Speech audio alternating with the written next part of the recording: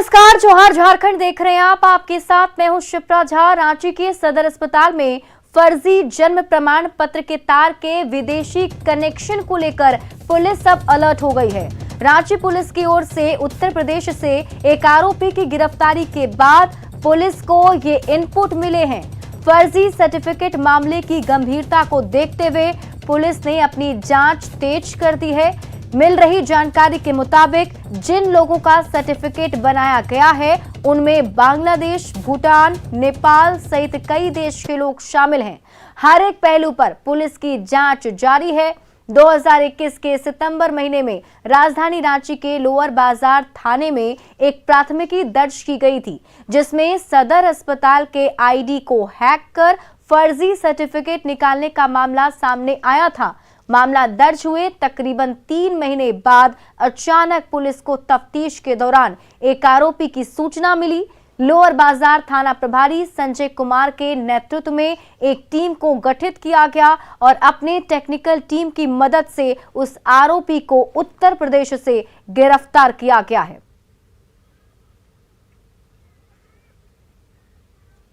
31/8/2021 को लोअर बाजार थाना में प्राथमिकी दर्ज कराई गई थी। ये सदर जो अस्पताल है उनके डेप्यूटी सुपरिटेंडेंट द्वारा कि सदर अस्पताल में 29 जन्म और मृत्यु प्रमाण पत्र जो है उनकी आईडी को हैक करके बनाया गया है। इसी को देखते हुए, मामले की गंभीरता को देखते हुए एक टीम का गठन किया गया था वरीय पुलिस अधीक्षक के द्वारा, जिसमें कि पुलिस उपाधीक्षक नगर, पुलिस उपाधीक्षक साइबर से और लोअर बाजार थाना प्रभारी अन्य जो वहाँ के सब इंस्पेक्टर्स हैं वो लोग थे। घटना में होने के उपरांत जो हम लोगों ने जो अनुसंधान किया, तकनीकी अनुसंधान के उपरांत जो है उसमें जो आईडी यूज हुई थी उसका पता चला और उसका पता जो है उत्तर प्रदेश देवरिया जो है वहाँ से उसको प्रयोग में लाया गया था। इसमें एक टीम को जो अविलंब जो है वहाँ भेजा गया और उसके बाद वहाँ से कुशीनगर से एक व्यक्ति की गिरफ्तारी की गई, जिसका नाम मेराज अंसारी है, जिसने कांड में अपनी संलिप्तता बताई है। उसने अन्य व्यक्तियों का भी नाम बताया है जो कि इस कांड में उसको आईडी उपलब्ध कराने में सम्मिलित है। और इस खबर पर अधिक जानकारी के साथ हमारे सहयोगी ओम प्रकाश जुड़े हुए हैं। ओम प्रकाश, देखिए पुलिस आरोपी तक तो पहुंच गई, लेकिन फिलहाल क्या कुछ जानकारी है? क्या पूछताछ में कुछ खुलासा हो पाया है? कुछ बड़े राज जो है क्या सामने आ पाए हैं?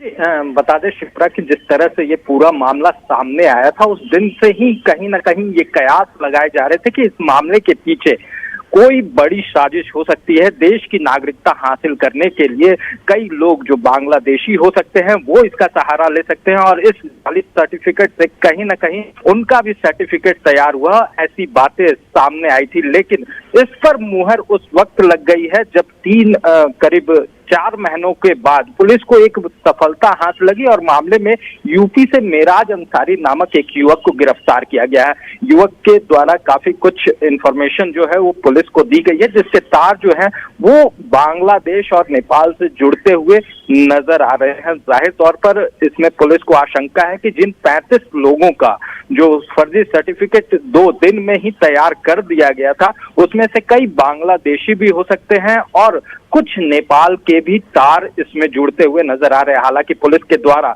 जो हमें जानकारी दी गई है उसमें इस बात का स्पष्ट रूप से खुलासा तो नहीं किया गया, लेकिन सूत्रों के हवाले से जो विश्वस्त हमें जानकारी मिली है उसके अनुसार इसके तार जो है बांग्लादेश से जुड़ रहे हैं, क्योंकि पाकुड़ और गोड्डा के नाम से कई लोगों के जो फर्जी सर्टिफिकेट थे वो भी बने थे।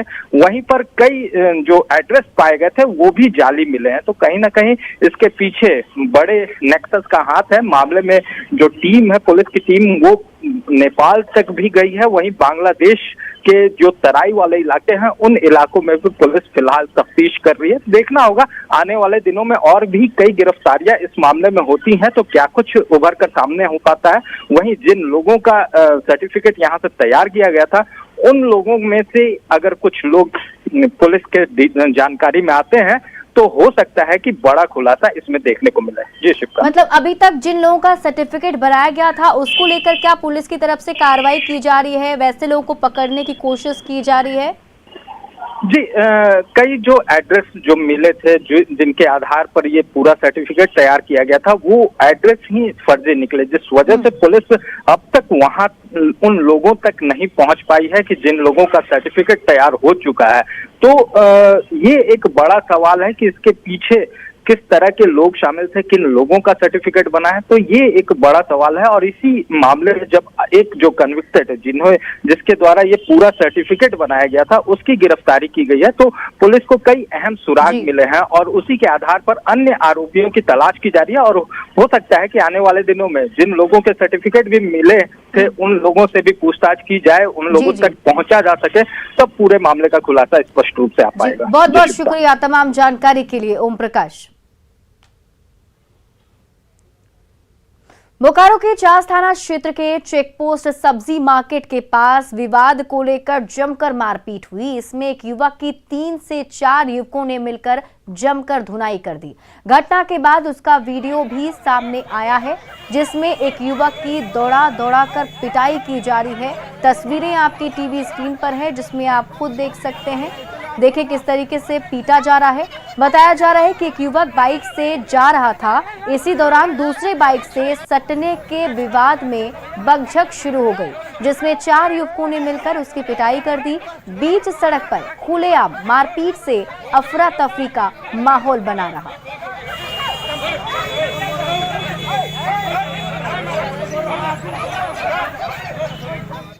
रांची के अरगोड़ा थाना क्षेत्र में एंटी क्राइम चेकिंग के दौरान रईस जादव का रसूख दिखा। यहां दारोगा के साथ रईस जादव ने अभद्र व्यवहार के साथ मारपीट भी की, जिसके बाद मौके पर मौजूद पुलिसकर्मियों ने आरोपी दोनों युवकों को गिरफ्तार कर लिया। बताया जा रहा है कि अरगोड़ा थाना क्षेत्र के सहजानंद चौक पर पुलिस की ओर से एंटी क्राइम चेकिंग की जा रही थी। इसी दौरान कार सवार युवकों ने दारोगा संजय यादव के साथ बदतमीजी की। गिरफ्तार आरोपियों में कुणाल चौरसिया धनबाद का रहने वाला है, तो वहीं राजेश सिंह सेल सिटी धुरवा रांची का निवासी है। सिमडेगा के कुरुडेग थाना क्षेत्र में एक नाबालिग के साथ दुष्कर्म किया गया है। नाबालिग के गर्भवती होने के बाद इस मामले का खुलासा हुआ। मिली जानकारी के मुताबिक नवंबर महीने में बकरी चराने के दौरान गांव के ही 2 युवक उसे जबरन जंगल की ओर ले गए थे और उसके साथ गैंगरेप किया था। साथ ही मुंह खोलने पर जान से मारने की धमकी दी थी। जब परिजनों ने लड़की का पेट फूला हुआ पाया तो पूछताछ में पूरे मामले का खुलासा हुआ। घर वालों ने पुलिस में शिकायत की है, जिसके बाद पुलिस ने दोनों आरोपियों को गिरफ्तार कर जेल भेज दिया है। नाबालिग के साथ दुष्कर्म का मामला सुबह प्रकाश में आया था। दोनों आरोपियों को गिरफ्तार कर लिया गया है। जेल भेजने की प्रक्रिया हम लोग कर रहे हैं। रोजगार के लिए झारखंड से अफ्रीकी देश माली में काम करने गए 33 मजदूर वहां फंस गए हैं। इनमें ज्यादातर मजदूर हजारीबाग और गिरिडीह के हैं। इन मजदूरों को 3 महीने से वेतन नहीं मिल सका है। वहीं जो बिचौलिए उन्हें लेकर माली गया था वो भी कोई मदद नहीं कर रहा है। पीड़ित मजदूरों ने माली से सोशल मीडिया पर वीडियो जारी कर केंद्र और झारखंड सरकार से उन्हें वापस बुलाने की गुहार लगाई है। मजदूरों ने बताया कि फोन पर बात करने पर उन्हें धमकी दी जा रही है। सभी मजदूर काफी डरे और सहमे हुए हैं।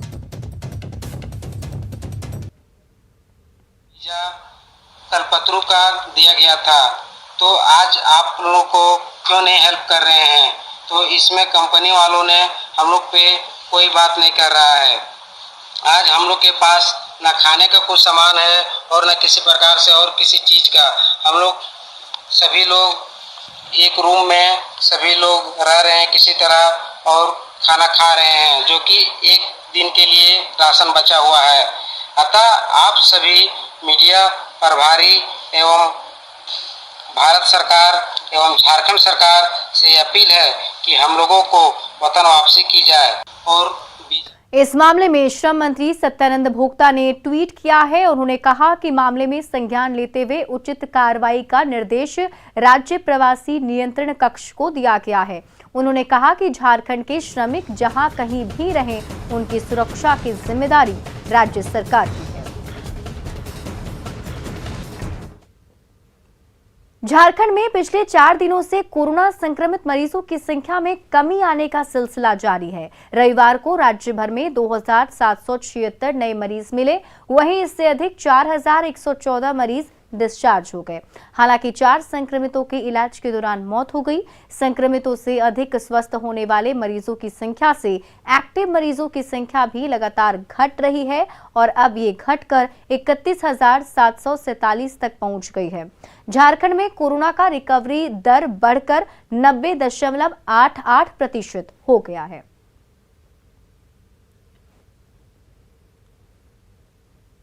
झारखंड राज्य जितना कोरोना की तीसरी लहर से लड़ रहा है, उतना ही राज्य के लापरवाह लोग से भी लड़ रहा है। कोरोना की तीसरी लहर के बीच लोगों ने लापरवाही की सारी हदें पार कर दी हैं। रांची के बाजारों में किसी के चेहरे पर मास्क नहीं दिख रहा और सोशल डिस्टेंसिंग का तो कोई मतलब ही नहीं दिखता। रांची के बाजार का जायजा लिया संवाददाता रूपाली त्रिपाठी ने। झारखंड कोरोना की तीसरी लहर से तो लड़ ही रहा है, पर लोगों की लापरवाही से भी बराबरी पे लड़ रहा है। आप देख सकते हैं नज़ारा, चेहरे पर मास्क नहीं, सोशल डिस्टेंसिंग नहीं। इतनी भीड़, अगर एक भी कोरोना संक्रमित निकलता है तो घर घर तक संक्रमण फैलना निश्चित है। हर एज ग्रुप के लोग हैं, सबसे बिजी रहने वाला मार्केट है, मजदूर है, महिला है, पर किसी के चेहरे पर मास्क नहीं है। संक्रमण दर फैलता है तो इसी लापरवाही के कारण फैल रहा है और रिकवरी रेट तो फास्ट है ही, पर सर मास्क भी जरूरी लगता है। मास्क है पहन लगा, पढ़े लिखे लग रहे हैं, मास्क पहन लीजिए। तो यही नज़ारा है, लोगों के चेहरे पर मास्क नहीं है। पढ़े लिखे हो चाहे यहाँ के मजदूर हो, हर वर्ग के लोग यहाँ पर हैं, पर मास्क किसी के चेहरे पर नहीं है। इक्का दुक्का ही है जो मेजॉरिटी में से जो मास्क पहने हुए हैं। भैया डेली का काम है, मास्क क्यों नहीं लगाने रहे? लगा रहे हाँ डेली कर रहे हैं ना। सर ऊपर करिए, मास्क तो नहीं है अभी खोले। सर आप मास्क लगाए, कुछ मैसेज देंगे बाकियों को कि कैसे सुरक्षित मास्क लगाना चाहिए, मास्क से भी अभी सुरक्षा है हम लोग का। खरीद रहे हैं, अगर उनको हो गया तो उनके लिए नुकसानदायक नहीं है? नुकसान तो है, मास्क पहनना बहुत जरूरी है। तो इसी भीड़ में कुछ एका दुक्का लोग ऐसे भी हैं जो लापरवाह नहीं, लेकिन मास्क लगाकर बहुत ही खुद में सचेत है। उम्मीद है कि जो रिकवरी रेट है उसको ऐसे लोग जो लापरवाही कर रहे हैं उसमें सहयोग करें और मास्क पहने, सोशल डिस्टेंसिंग का पालन करें, ताकि अधिक से अधिक बच पाए और तीसरी लहर से झारखंड राज्य को बचाव कर सके, कोरोना से लोग बच पाए। कैमरा पर्सन अमित के साथ रूपाली त्रिपाठी, न्यूज़ 18 रांची। कोरोना की तीसरी लहर के बीच रांची के रिम्स से लोगों को दवा नहीं मिल पा रही है। रिम्स में काउंटर पर 35 दवाओं की लिस्ट टंगी है जिसमें निःशुल्क दवा दी जाती है, लेकिन यहां उनमें से 15 बेसिक मेडिसिन ही उपलब्ध नहीं है, जिससे मरीज और उनके परिजन निराश होकर लौटने को मजबूर हैं। जो दवा काउंटर से नदारद है उनमें जिंक, विटामिन सी, पैरासिटामोल की गोली यहां पर उपलब्ध नहीं है। यहां स्टाफ की लापरवाही और सुपरवाइजर की नजरअंदाजी का खामियाजा मरीजों को भुगतना पड़ रहा है। कोविड की तीसरी लहर के बीच इस वक्त हम रिम्स में मौजूद हैं, जहां की यहाँ पर निःशुल्क कोविड की बेसिक दवाई उपलब्ध कराई जाती है। 35 दवाइयों की सूची है, जिसमें से अधिक बेसिक दवाइयों की बात करें तो इनके पास ये उपलब्ध ही नहीं है, वो भी अभी नहीं, काफ़ी दिनों से स्टॉक में भी नहीं है। जैसे विटामिन हो गया, जिंक हो गया, पैरासिटामोल तक यहाँ पे फिलहाल उपलब्ध नहीं है। आइए, ये कुछ लोग आए हैं लेने। ये को दवा नहीं मिल रही सर, ये को दवा नहीं, गरीब आदमी लिया न करिए, को दवा मिल रही, को दवा नहीं। आप देख सकते हैं इस लिस्ट में कि विटामिन जैसी दवाई जो है, विटामिन सी, जो कि बहुत इंपॉर्टेंट है कोविड पेशेंट्स के लिए, ये दवाई तक यहाँ पर मौजूद नहीं है। 35 दवाइयों में से लगभग 15 दवाई ऐसी है कि यहाँ पर नहीं है। कोई भी दवाई नहीं मिला ना, को दवा नहीं, एक भी नहीं मिला। ये को दिन कितना दिन से दवाई नहीं मिला? 2 महीनों से। 2 महीने से वो ट्राई कर रही है, लेकिन उनको दवाई नहीं मिल पा रहा है। इस बीच यहाँ पे हमारे साथ यहाँ के मौजूद है। बेसिक जो दवाई यहाँ पर है जो कोविड की है, वो अभी उपलब्ध है या नहीं? जो है कोविड का तो कोई ये थी फिक्स दवा नहीं है, विटामिन सी, जिंक, पैरासिटामोल ये है। अभी आज कल खत्म हुआ है, तो आज अभी स्टोर में ये थी इंडियन किया हुआ है, अभी आज थोड़ी देर में हो सकता है आ जाए। उस 35 सूची में से ऐसी कौन सी दवाई जो अभी नहीं है? कितनी दवाई नहीं है स्टॉक में? देखें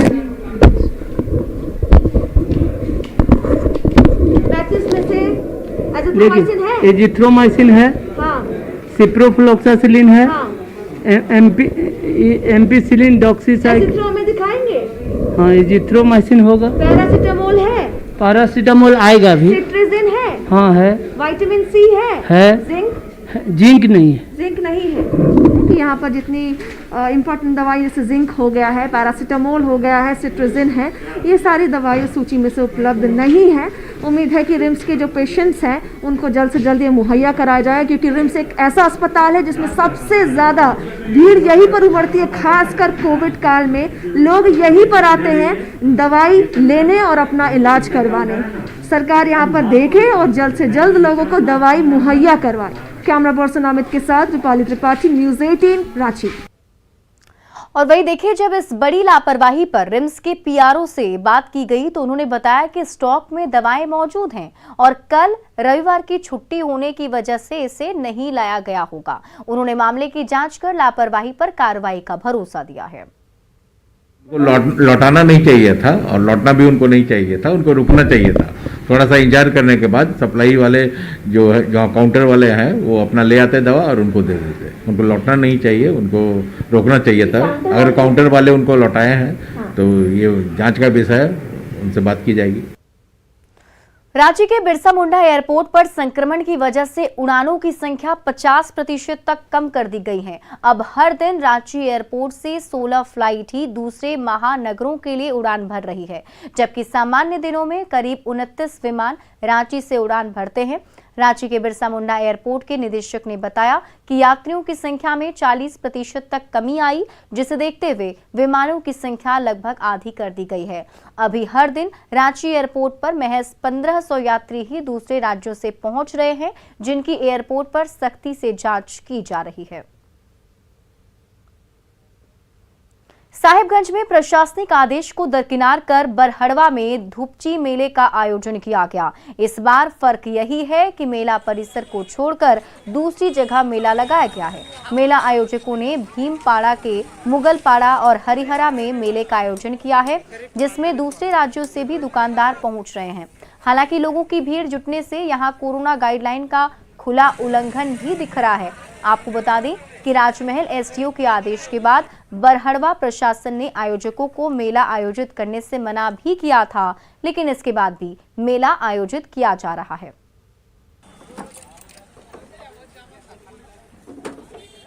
आयोजन के लिए हमारे अनुमंडल पदाधिकारी राजमहल के यहाँ से मेरी वार्ता हुई है, तो उन्होंने इस मेले कोविड को देखते हुए, कोविड संक्रमण के प्रसार को देखते हुए उनके ओर से आयोजन की अनुमति नहीं दी गई है। इसके आयोजनकर्ता कोई श्री देवाशीष हैं, उन्हें हमारे ओर से और पुलिस प्रशासन की ओर से कड़ी चेतावनी दी गई है कि वो इस तरह का भीड़ भाड़ वाले मेला का आयोजन को स्थगित रखें।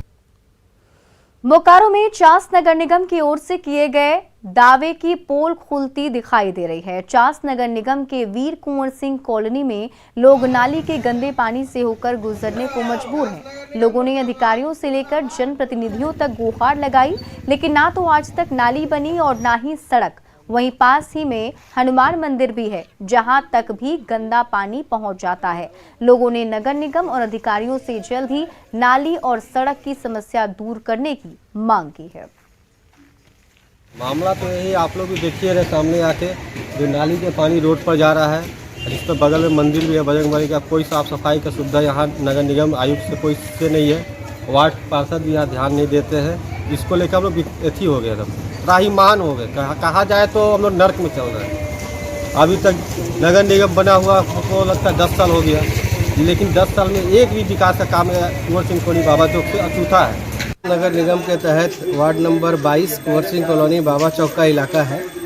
यहाँ नगर निगम के उपकार आप कह लीजिए एक तरह से, कि हम लोग नाली सड़क के ऊपर बह रही है, उसमें चलने को विवश है। बगल में हनुमान जी का मंदिर है, लोग मजबूरन वहाँ जाके पूजा करते हैं। नाली की बहुत बड़ी समस्या है 7-8 साल से। यहाँ रोड की भी समस्या है।